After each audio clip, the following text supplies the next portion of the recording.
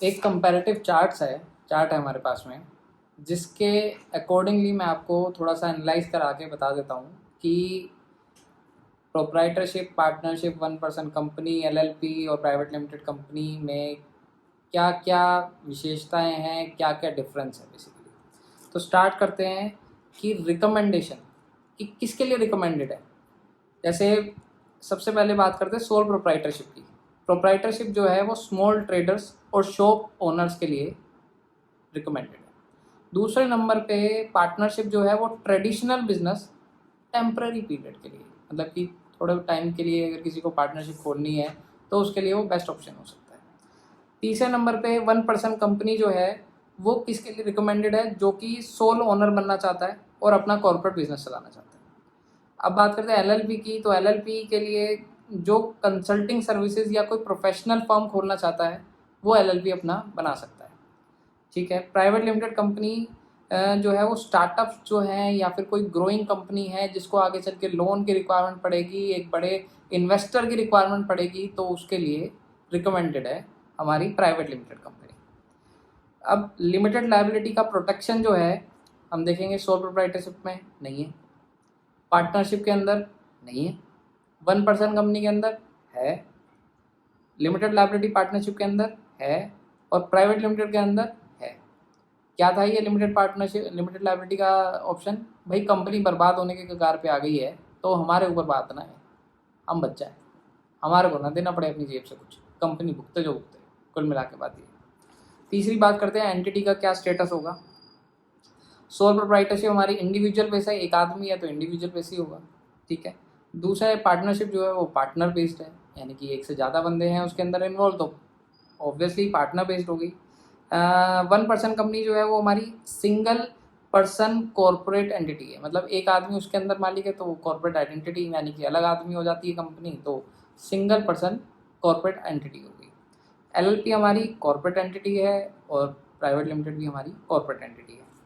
Ease of funding का क्या हिसाब किताब है, मतलब कि यहाँ पर फंडिंग जो है हमारे को आसानी से मिल सकती है या नहीं मिल सकती।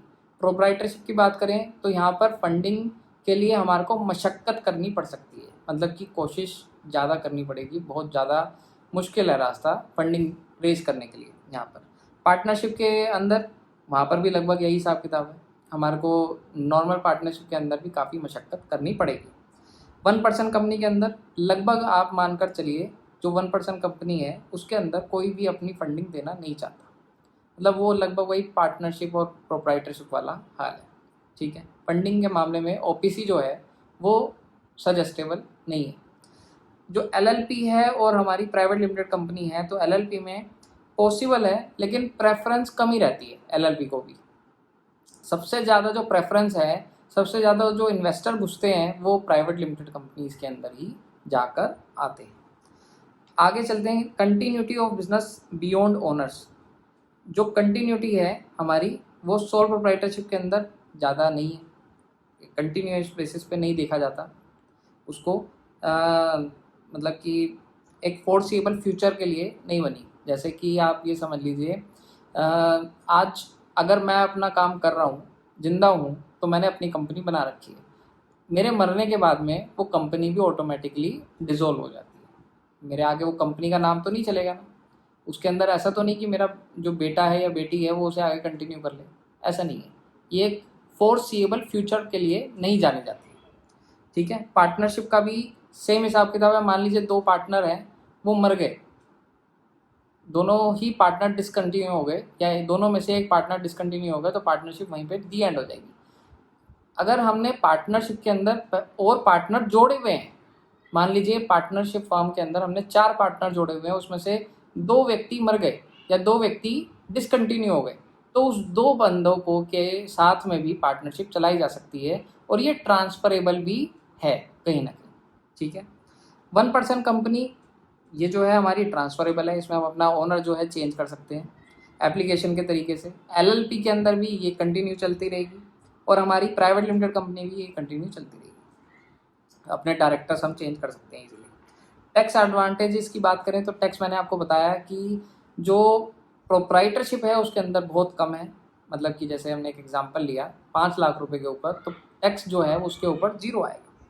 उसके बाद में पार्टनरशिप फर्म के ऊपर 5 लाख रुपए के ऊपर 30% एप्लीकेबल हो जाता है, सीधा सीधा 1.5 लाख रुपए। 1% कंपनी के ऊपर यहाँ पर कई सारे बेनिफिट दिए हुए हैं गवर्नमेंट ने, तो उसका बेनिफिट यूज़ करके हम इस चीज़ को मिनिमम कर सकते हैं।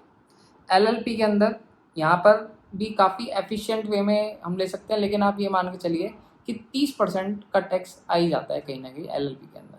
वो एक पार्टनर्स रेम्यूनरेशन का बेनिफिट लेके हम निकाल सकते हैं, वो एक अलग चीज़ें हैं। ऑडिट का बेनिफिट ले सकते हैं, वो भी एक अलग बात है। मतलब आप ये समझ के चलिए कि एलएलपी में भी एक बार को 30% का टैक्स लगेगा ही लगेगा, यानी कि 5 लाख रुपए का केस लें तो 1.5 लाख रुपए टैक्स भरना पड़ेगा। प्राइवेट लिमिटेड के अंदर यहाँ पर काफ़ी सारे बेनिफिट्स दिए हैं अभी स्टार्टअप्स को। स्टार्टअप्स के अंतर्गत अगर जो कंपनी आती है उनका लगभग कुछ सालों के लिए जो टैक्स है वो माफ़ भी किया गया है। मैन्युफैक्चरर्स के लिए वो अलग अलग क्राइटेरिया बांटे हुए हैं कि इन क्राइटेरिया के अंतर्गत अगर कंपनी फॉल करती है तो उनको ये बेनिफिट मिल जाएगा। स्टैचुरी कंप्लाइंसेस की बात करें तो स्टैचुरी कंप्लाइंसेस हमारी प्रोप्राइटरशिप के अंतर्गत बहुत कम है। सिर्फ हमारा जो एक रजिस्ट्रेशन हमने लिया है उसको मेंटेन करने के लिए उसकी जो कंप्लाइंसेस बनती है वो हमारे को फॉलो करनी है। पार्टनरशिप के अंदर भी लगभग वही हिसाब किताब है, मिनिमम है, कोई ऐसा ज़्यादा प्रेशर नहीं करते हैं। 1% कंपनी के अंदर भी बहुत मिनिमम इन्होंने MCA ने वो रखा हुआ है, लेकिन कहीं ना कहीं पार्टनरशिप और प्रोप्राइटरशिप से 1% कंपनी के अंतर्गत आने के बाद में वो कंप्लाइंसेस हमारी बढ़ जाएंगी। ठीक है, लिमिटेड लायबिलिटी पार्टनरशिप के अंतर्गत आके ये काफ़ी कम हो जाती हैं, काफ़ी कम है, लेकिन फिर भी MCA की गाइडलाइंस को फॉलो करना ही पड़ता है। ठीक है, यानी कि जो हमारी नॉर्मल रजिस्ट्रेशन हैं उसके अलावा भी हमारे को यहाँ पर ये सब चीज़ें, ये कंप्लाइंसेस जो है MCA की वो फॉलो करनी पड़ेगी। MCA मतलब हमारा मिनिस्ट्री ऑफ कॉर्पोरेट अफेयर्स, जो कि मैनेज करता है ये सारी कंपनीज़ को जो कि उसके यहाँ पर रजिस्टर्ड होती हैं। ठीक है, उसके आगे जो हमारी प्राइवेट लिमिटेड कंपनीज़ हैं उसमें भी उसमें सबसे ज़्यादा कंप्लाइंसेस हमारे को बियर करनी पड़ती है। यहाँ आप मान लीजिए कि आपने हाथी पाल लिया, उसके हाथी पालने का मतलब यही है कि उसके जो खर्चे हैं वो तो अब आपको बियर करने ही पड़ेंगे, चाहे कंपनी में कोई काम हो रहा हो चाहे नहीं हो रहा हो।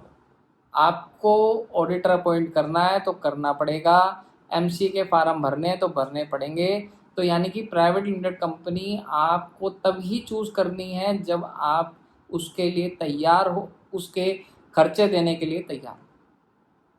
ठीक है जी, तो ये बात रही आज की इन सब की एक कंपैरेटिव स्टडी। ओके।